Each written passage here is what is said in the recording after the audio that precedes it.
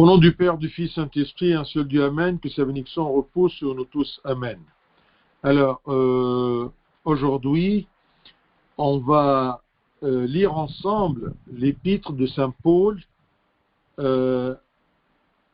l'épître de Saint Jacques, chapitre 5, du verset 1 à 11.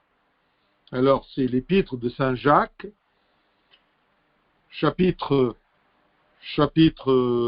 5, du verset 1 à 11. On lit ensemble. À vous maintenant, riches, pleurez et gémissez à cause des malheurs qui viendront sur vous. Vos richesses sont pourries et vos vêtements sont rongés par les teignes.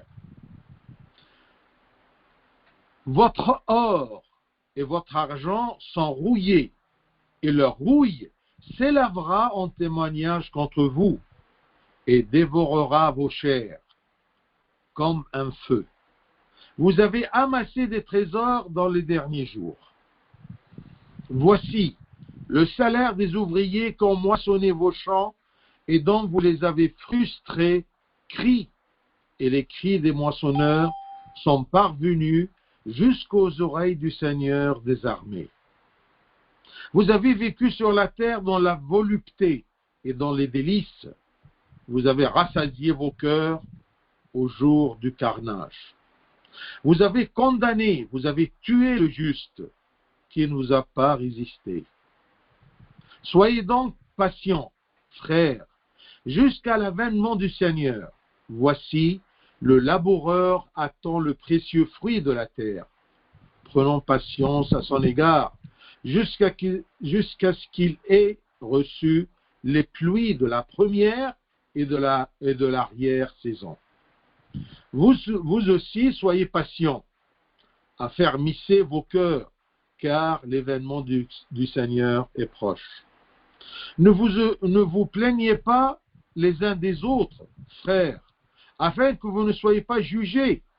Voici le juge est à la porte. Prenez mes frères pour modèle de souffrance et de patience les prophètes qui ont parlé au nom du Seigneur. Voici, nous disons bienheureux ceux qui ont souffert patiemment. Vous avez entendu parler de la patience de Job, et vous avez vu la fin que le Seigneur lui accorda. Car le Seigneur est plein de miséricorde et de compassion. Gloire à lui éternellement. Amen. Nous sommes toujours sur l'épître de Saint Jacques, chapitre 5, versets 1 à 11. Alors, le verset 1 à 3, ça paraît un peu difficile parce qu'il parle à propos des riches. Mais attention, on va préciser qu'il y a des chrétiens riches, des bons chrétiens riches, et il y a des mauvais riches. Alors ici, il commence à réprimander les riches.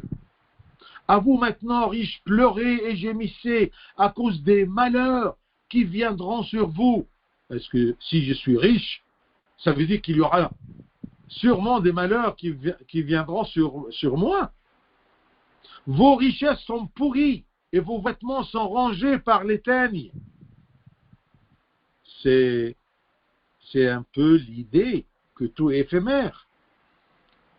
Votre or et votre argent sont rouillés, et leur rouille s'élèvera en témoignage contre vous, et dévorera vos chairs, comme un feu.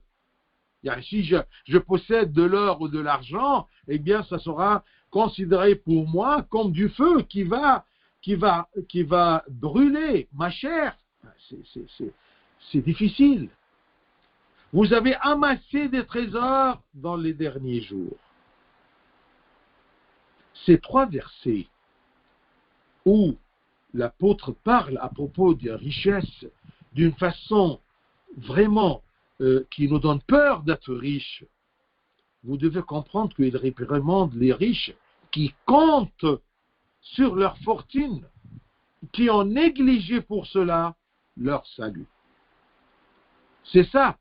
Le mauvais riche, aux yeux de Dieu. Les mauvais riches sont toujours injustes envers leurs ouvriers ou leurs mercenaires. Parce qu'un mauvais riche qui entasse des trésors, qui amasse des trésors, il ne pense qu'à gagner plus et dépenser moins pour avoir les poches pleines, sans penser aux autres, sans penser d'être juste envers ses ouvriers. Avoir plus pour dépenser plus, avoir plus pour dépenser plus, est moins dangereux qu'avoir plus pour entasser et pour amasser et remplir ses greniers. Et dépenser aussi, dépend aussi, mais pourquoi je dépense et en quoi je dépense? Vous voyez les critères de la bonne richesse ou d'un bon chrétien riche ou d'un mauvais riche. Il y a toujours pour les mauvais riches ou pour les gens qui cherchent à être riches, il y a un mauvais principe de vivre qu'on doit éviter. C'est comme c'est écrit dans le livre d'Ecclésiaste, chapitre 2, verset 24. Ça, c'est un mauvais principe. Il n'y a de bonheur pour l'homme qu'à manger, à boire et à faire jouir son âme du bien-être au milieu de son travail. Il ne cherche que travailler pour jouir son âme du bien-être et avoir un bonheur à manger et à boire. Même dans le livre de la prophétie d'Ésaïe, chapitre 22, 13. Ici, je vous présente des principes dans le cœur et les gens qu'on appelle maintenant, entre nous maintenant, les mauvais riches. Un mauvais riche, il pense comme Ésaïe, il a dit dans chapitre 22, versets 13 et 14. Et voici de la gaieté et de la joie. C'est quoi la gaieté et la joie pour lui? On égorge des bœufs et l'on tue des brebis, on mange de la viande et l'on boit du vin, mangeant et buvant, car demain nous mourrons. Alors profitons de la vie sur terre et on cherche la gaieté et la joie à travers la richesse pour que ce soit notre objectif dans la vie d'égorger des bœufs et de manger et de tuer des brebis pour manger de la viande, et à côté de la viande, on boit du vin. Mangeant et buvant, parce que tout simplement, demain nous mourrons. Il ne pense pas au-delà de la mort. Ça, c'est un mauvais riche, qui ne cherche pas son salut, qui n'y pense pas, qui n'y croit pas. Mangeant et buvant, car demain nous mourrons. Ça, c'est à peu près la façon très primitive de ce qu'on dit aujourd'hui, profitons de notre vie. Je dois profiter de la vie. Ce n'est pas comme ça qu'on profite de la vie. Ce n'est pas ça la gaieté et la joie. La vraie gaieté et la vraie joie de l'homme. Verset 14, toujours Ésaïe 22. L'Éternel des armées me l'a révélé. Qu'est-ce qu'il a révélé? Il a dit, non, ce crime, attention, c'est le verset 14, qui suit le verset 13, qui ont dit, mangeons et buvons, car demain nous mourrons, c'est un crime. Non, ce crime ne vous sera point pardonné que vous ne soyez morts, dit le Seigneur, l'Éternel des armées. C'est un crime d'épuiser sa vie et d'utiliser la vie tout simplement pour manger et boire, pour chercher la gaieté matérielle et la joie matérielle, car demain, nous mourrons. Et est-ce que la mort, c'est la fin de la vie de l'homme? Oui, c'est la fin de la vie de l'homme sur terre, mais pas la vie éternelle. La mort, ce n'est que le commencement de toute une vie éternelle. Que ce soit à l'enfer éternellement ou que ce soit au royaume des dieux éternellement. Prenez Ézéchiel. Tout ça, ce sont les gens qui pensent mal, qui pensent d'une façon mondaine, qui pensent d'une façon que on profite de la vie parce que demain nous mourrons, il n'y a rien après. Ézéchiel 56, 12. Venez, je vais chercher du vin et nous boirons des liqueurs fortes. Nous en ferons autant demain et beaucoup plus encore. C'est ça ta vie, c'est ça ta joie, d'accord, de t'amuser. Bien sûr, le sens ou la métaphore du vin est un liqueur fort, et on va faire cela autant demain et beaucoup plus encore, ça aussi, ça signe ou ça montre, d'accord, les loisirs de la vie. Ce qu'on dit aujourd'hui, on doit profiter de la vie, parce que demain nous mourrons. Un mauvais pécheur, le Christ nous a expliqué ceci par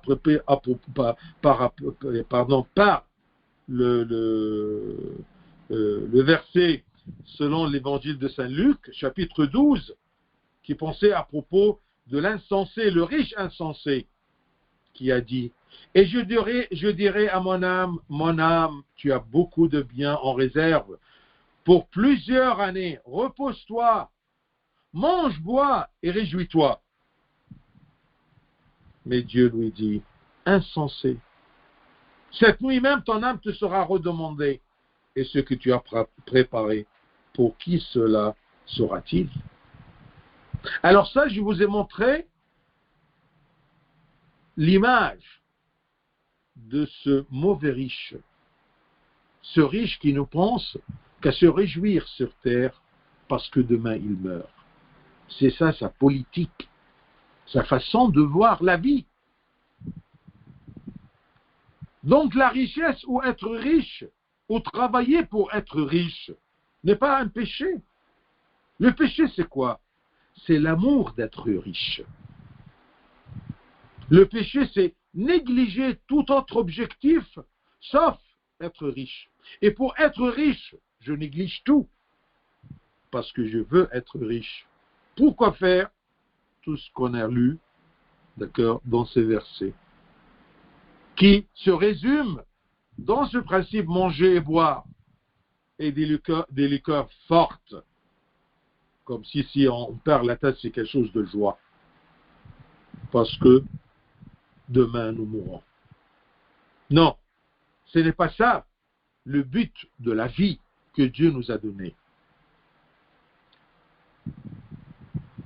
Et pour aimer la richesse de cette façon-là, eh bien, ça pousse le mauvais riche à ne pas penser aux autres.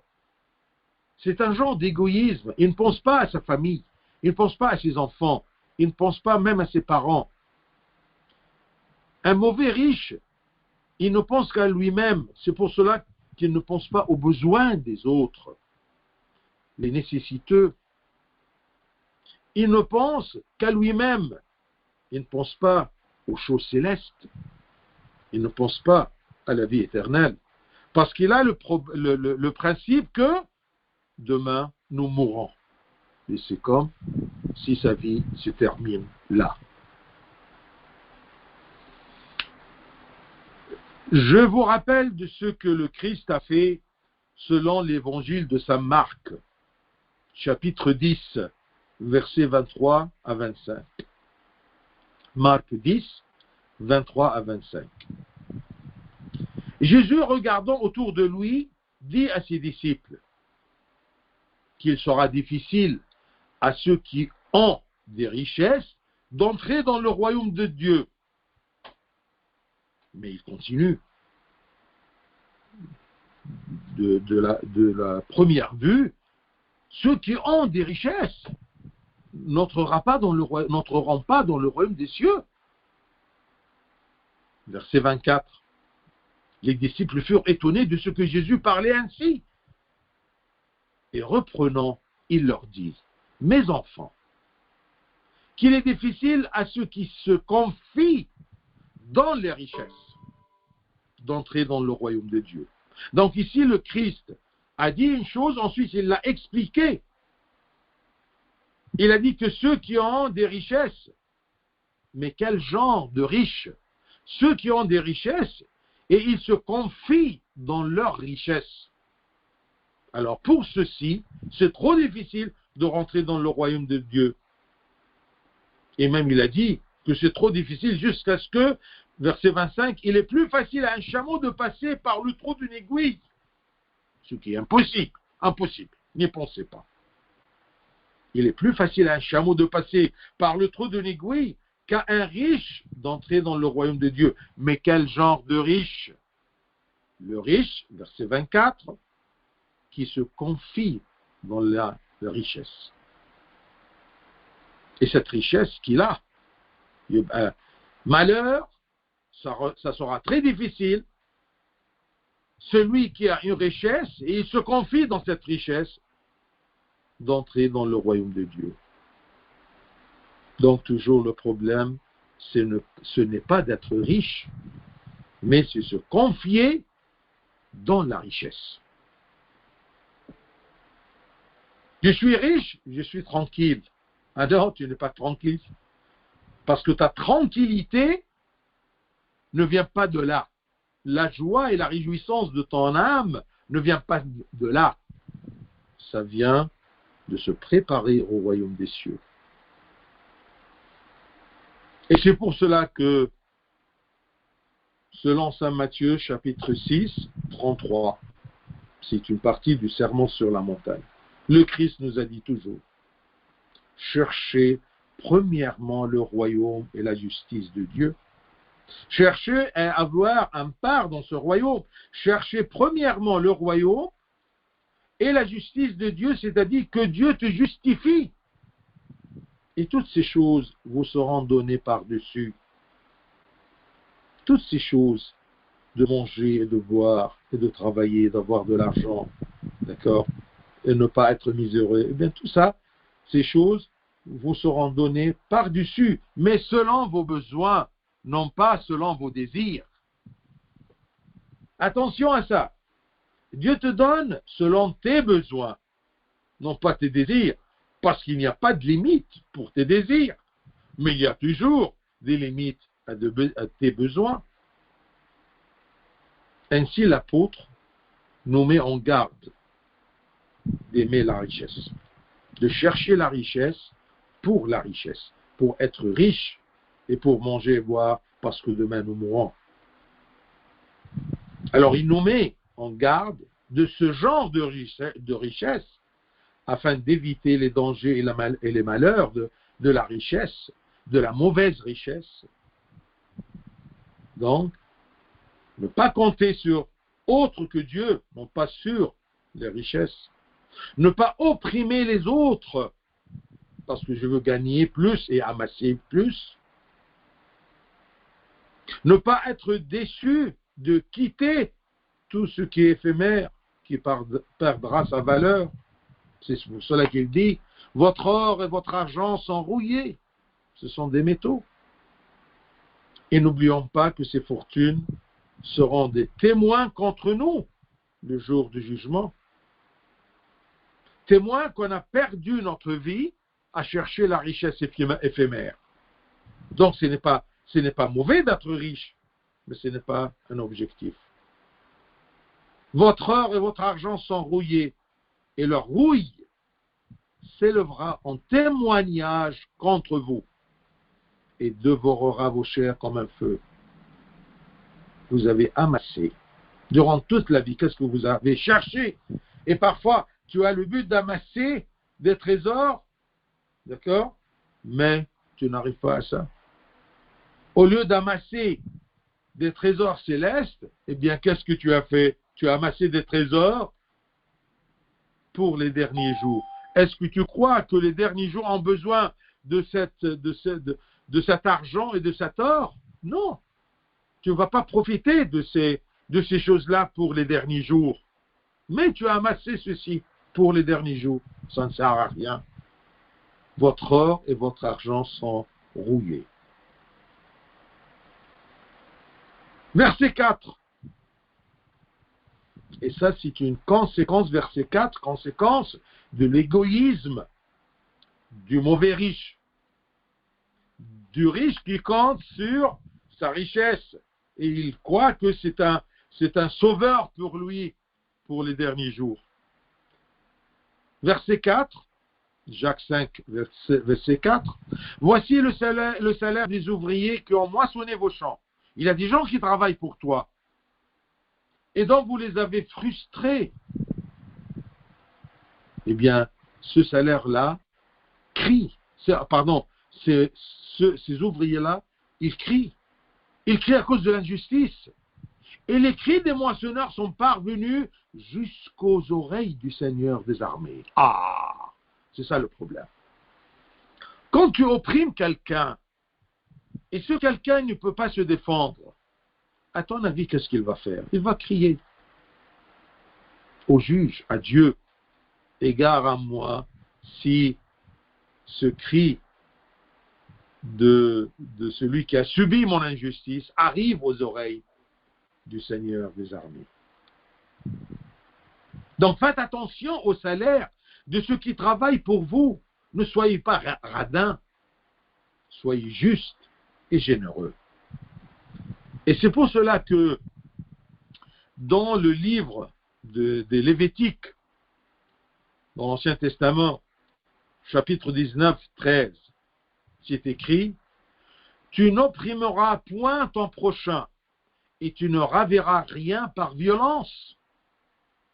Tu ne retiendras point jusqu'au lendemain le salaire du mercenaire. » Regardez, ce sont plusieurs formes, plusieurs exemples d'injustice envers les autres.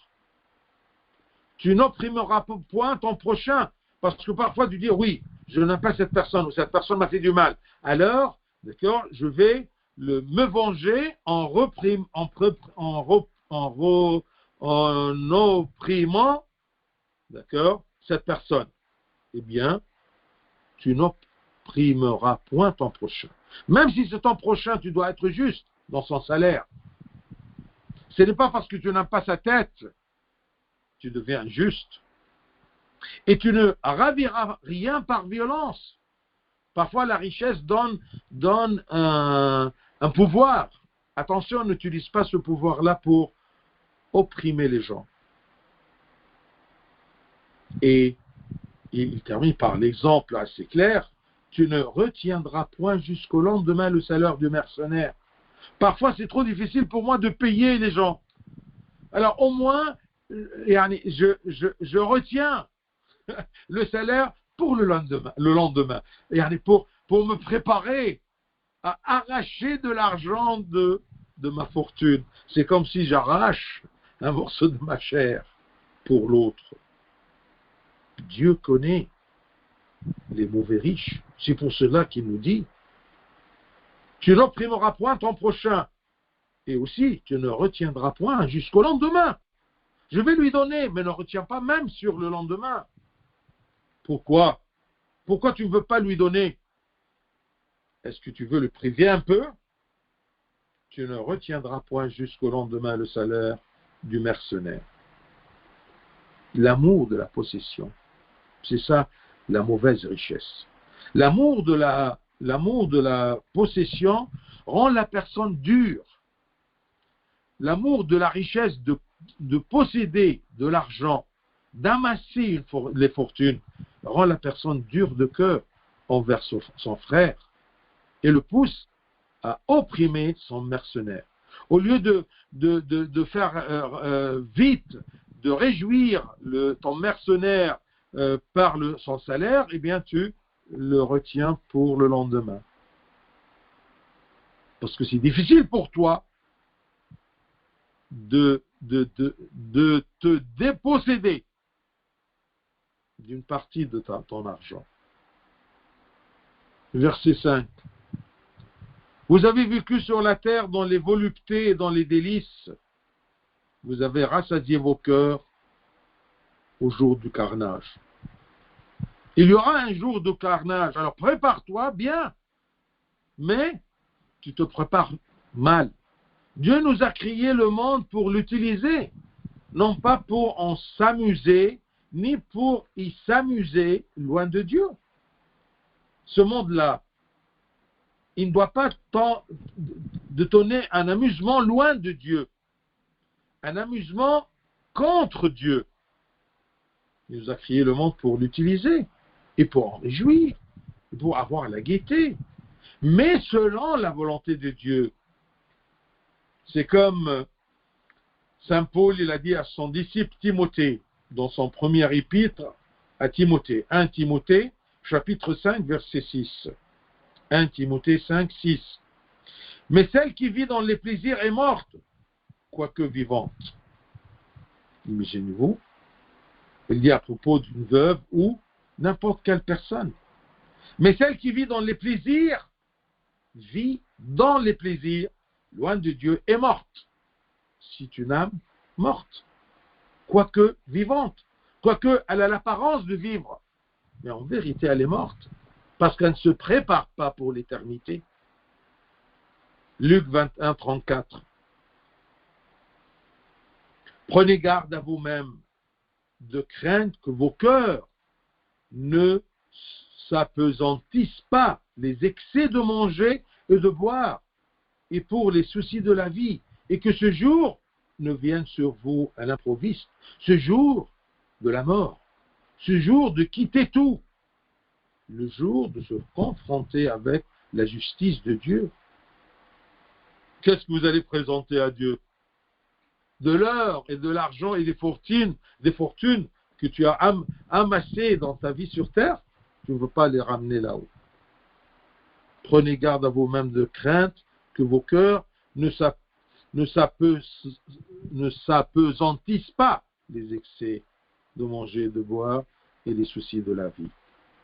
Sur terre, celui qui n'a pas prêté l'oreille à l'opprimé, au dernier jugement, Dieu ne l'écoutera pas. Tu ne pourras pas dire, si tu étais injuste sur la terre, que Dieu c'est injuste. Mais tu étais injuste. Et c'est quoi être injuste? C'est d'être loin du chemin de Dieu. Dieu t'a donné des consignes pour comment vivre sur terre. Tu peux être riche. Et tu peux être un riche et tout en étant un bon chrétien, un enfant de Dieu. Mais il y a des critères pour cette richesse-là. Alors, attention si tu n'écoutes pas le besoin de quelqu'un, le jour du jugement, si tu as besoin de quelque chose, Dieu ne t'écoutera pas. Dieu ne prêtera pas l'oreille à tes cris, à tes supplications, parce que toi-même, tu étais dur de cœur, dur d'oreille, d'entendre le besoin des autres. Et à cause de quoi? Des richesses et l'amour des richesses. Verset 6, vous avez condamné, vous avez tué le juste qui ne vous a pas résisté. Bien sûr, ici, c'est double sens. Parce que, comme je vous ai dit, le riche qui aime la richesse et qui compte sur sa richesse, il devient injuste, il peut condamner et tuer le juste, et ça peut se prendre aussi pour les Juifs qui sont autour de lui, qui ne cherchaient que le prestige et la richesse. Ils ont condamné et tué le juste, qui est le Christ, qui ne vous a pas résisté. Ce verset, ça peut être bien que parfois par mon injustice et mon égarement du chemin de Dieu, je deviens comme ceux qui ont condamné le Christ. Ils ont refusé le Christ. Ils ont dit qu'il n'est pas bien, alors je le quitte. C'est ça, condamner. Et on a tué le juste. Parfois, on tue le Christ dans ma vie. On élimine sa présence. C'est comme si on le tue de ma vie. Vous avez condamné, vous avez tué le juste, qui ne vous a pas résisté. C'est ça le problème de Dieu, que parfois, si nous sommes très têtus, il ne nous résiste pas. Et on se croit que nous sommes dans le bon chemin.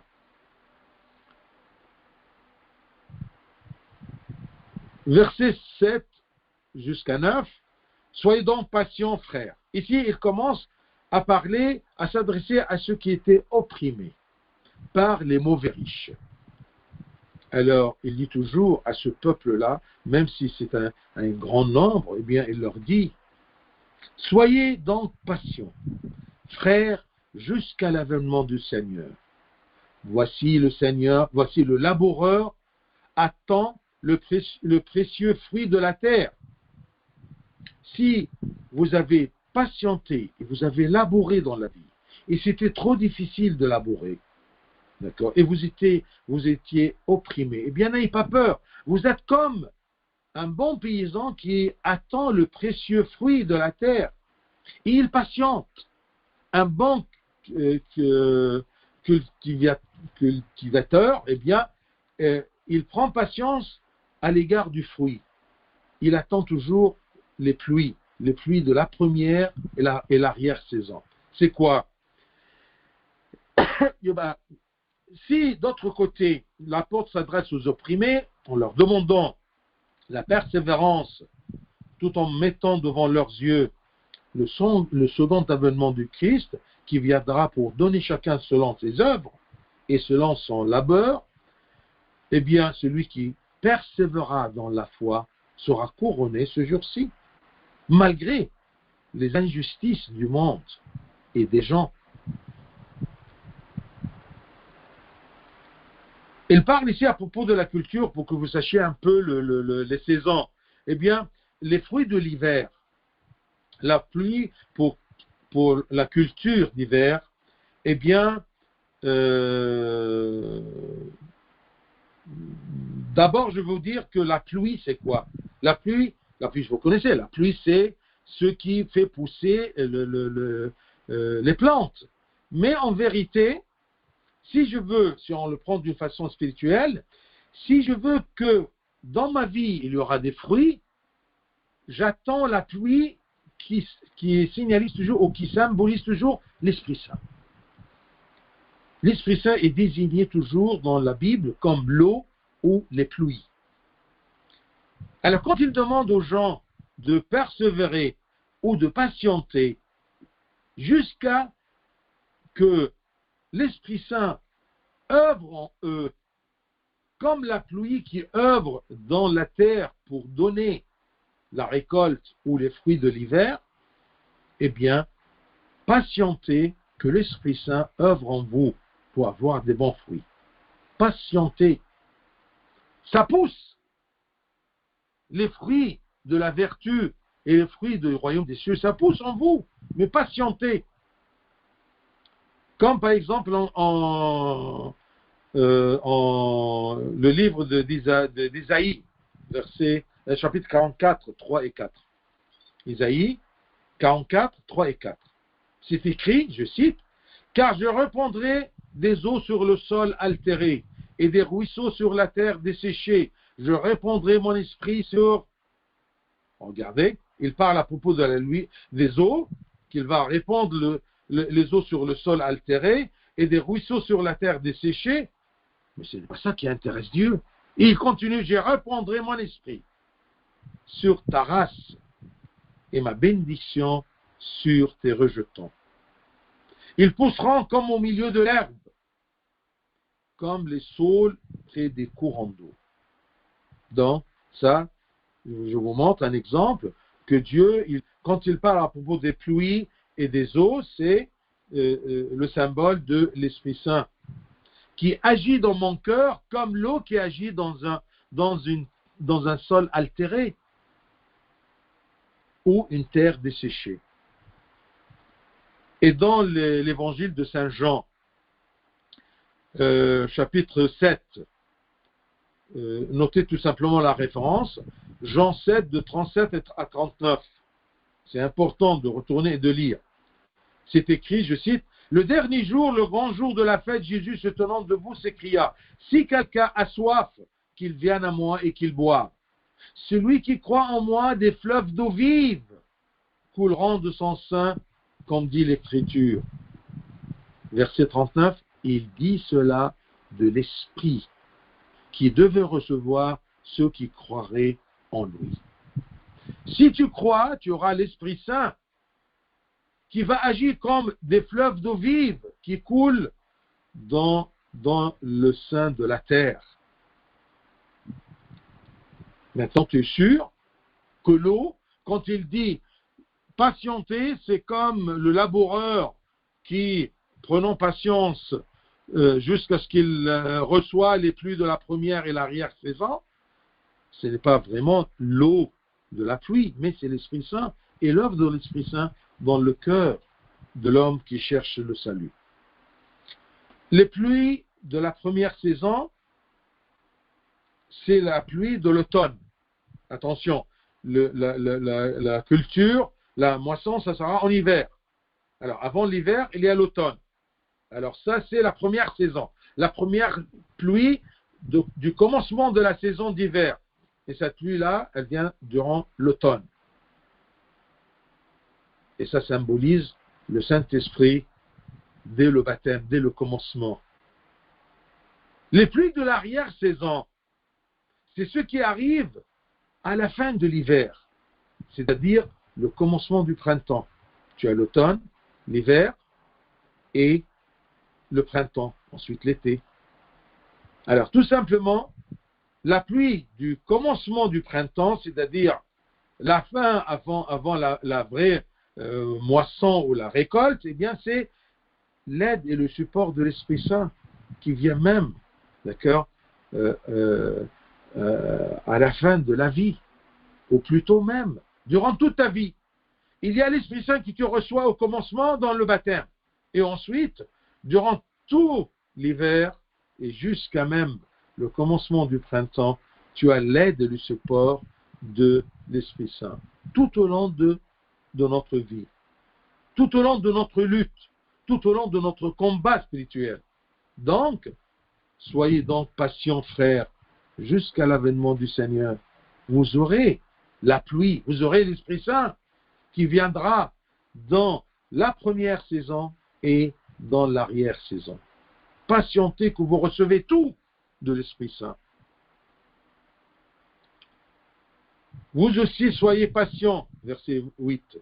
Vous aussi soyez patients, affermissez vos cœurs, car l'événement du Seigneur est proche. Proche dans le sens que, à ta mort, c'est un, comme on dit en anglais, latent period, c'est-à-dire une période que comme si tu dors. Et tous on va se réveiller le jour du jugement. Donc la fin de ta vie, elle est très proche par rapport à l'éternité. Alors, prépare-toi. La vie sur terre est très courte. Et pour chacun, l'avènement du Seigneur est considéré comme proche. Parce que la vie sur terre, elle est trop courte par rapport à l'éternité. 2 versets dans l'Évangile qui nous aident à être toujours patients. Patients devant les difficultés de la vie et de l'injustice de la vie et des épreuves de la vie et de la lourdeur de la vie. C'est quoi? Eh bien, permettez-moi, j'ai choisi Romains 8, 18. Qu'est-ce qu'il dit Saint Paul? Romains 8, 18. J'estime, bien sûr, Saint Paul, il était vraiment écrasé par les persécutions et les épreuves. J'estime que les souffrances du temps présent ne sauraient être comparées à la gloire à venir qui sera révélée pour nous. Donc tout ce que je subis comme souffrance sur la vie du temps présent, elle n'est pas comparable à la gloire qui sera révélée pour nous. Je vise la gloire de Dieu et c'est pour cela, eh bien, je suis patient. Deuxième verset que j'ai choisi, il y en a d'autres, mais Romains 8, 18 et 1 Corinthiens 10, 13. 1 Corinthiens 10, 13. Dieu qui est fidèle ne permettra pas que vous soyez tentés au-delà de vos forces. Mais avec la tentation, avec l'injustice, avec le poids de la vie, il préparera aussi le moyen d'en sortir afin que vous puissiez la supporter. Il y a toujours des moyens de Dieu. À travers l'eau et la pluie qu'il te donne, à travers l'Esprit Saint qui œuvre dans ta vie et dans ta pensée et dans ton cœur. Romains 8, 18 et 1 Corinthiens 10, 13. Je patientais un peu, tout simplement, ça sera encore 5 minutes. Verset 9. Ne vous plaignez pas les uns des autres, frères, mais il m'opprime, mais il est injuste contre moi. Mais c'est une source de tristesse pour moi. Attention, ne plaignez pas les uns des autres, frères, afin que vous ne soyez pas jugés. Voici le juge est à la porte. Parce que quand tu te plaignes, c'est-à-dire que tu dis que tu juges l'autre, est-ce que tu crois que Dieu ne voit pas? Eh bien, qu'est-ce que tu vas faire devant une injustice? Crie à Dieu, mais ne te plaignez pas des autres. Il y a une notion entre ça. Il y a des gens qui, quand ils se mettent en présence de Dieu, ils n'ont rien à faire que se plaigner des autres. Non, Dieu sait. Il te demande, même si tu te plaignes, il va te dire, patiente, n'aie pas peur. Ne vous plaignez pas les uns des autres pour que vous ne soyez pas des juges. Le vrai juge, il est là. Il est à la porte. Et s'il ne juge pas aujourd'hui, parce qu'il ne résiste pas les mauvais, c'est sa sagesse, c'est son économie, eh bien n'ayez pas peur, parce qu'il est à la porte. Il est proche. Et ça se termine du verset 10 et 11. Prenez mes frères pour modèle la souffrance et la patience des prophètes. Et tous les personnages de l'Ancien Testament qui ont parlé au nom du Seigneur, ils étaient persécutés à cause du Seigneur et à cause du nom du Seigneur. Et prenez leur patience et leur souffrance comme modèle pour votre patience et votre persévérance. Modèle de ceux qui souffrent patiemment. Parce qu'il dit, vous avez entendu parler de la patience de Job. Eh bien, je vous rappelle, cherchez dans le livre de Job, surtout le chapitre 2, 9 à 10. Je termine par là. Job, qui a subi beaucoup de tentations. Alors sa femme est venue pour lui dire, comme c'est écrit Job 2, 9 et 10, sa femme lui dit, tu demeures ferme dans ton intégrité, maudis Dieu et meurs. Mais pourquoi tu supportes Dieu et tu acceptes tout ce qu'il permet que tu subis? Pourquoi tu demeures ferme dans ton intégrité? Arrête, maudis Dieu. Mais Job lui répondit, tu parles comme une femme insensée. Quoi, nous recevons du Dieu le bien? Pardon. Tu parles comme une femme insensée. Quoi? Nous recevons de Dieu le bien et nous ne recevrions pas aussi le mal? Pourquoi on accepte toujours le bien? Pourquoi on veut toujours le bien et on ne veut pas le mal? Ce qu'on croit qu'il y a du mal. Il n'y a pas du vrai mal que le péché, mais toutes les détresses et toutes les souffrances, ce n'est pas du mal. Parce que nous serons, si on patiente, comme les prophètes comme exemple, eh bien nous serons glorifiés. Tu parles comme une femme insensée. Quoi? Nous recevons de Dieu le bien et nous ne recevrions pas aussi le mal? En tout cela, Job ne pécha point par ses lèvres. Retenez bien ça. Job 2,10. Malgré toutes les souffrances, et malgré même que sa femme la plus proche, la personne la plus proche, le suscite de maudire Dieu et mourir, Job ne pécha point par ses lèvres. Prenons comme modèle de la compassion et de la miséricorde de Dieu la fin de Job. Je vous laisse tout simplement lire le chapitre 42, la fin du chapitre 42, dernier chapitre dans le livre de Job, vous allez voir que Job, parce qu'il n'a pas péché par ses lèvres, il a accepté le bien, ou plutôt le mal, qu'on considère comme mal, il a accepté comme le bien, et il n'a pas péché point par ses lèvres, eh bien il était récompensé par Dieu, au temps opportun. Que Dieu nous donne à bien vivre notre vie sur terre, à se méfier de la richesse et de la gaieté et de la joie mondaine, et on cherche la vraie joie en Christ et par le Christ, par son Esprit Saint, gloire à lui éternellement. Amen.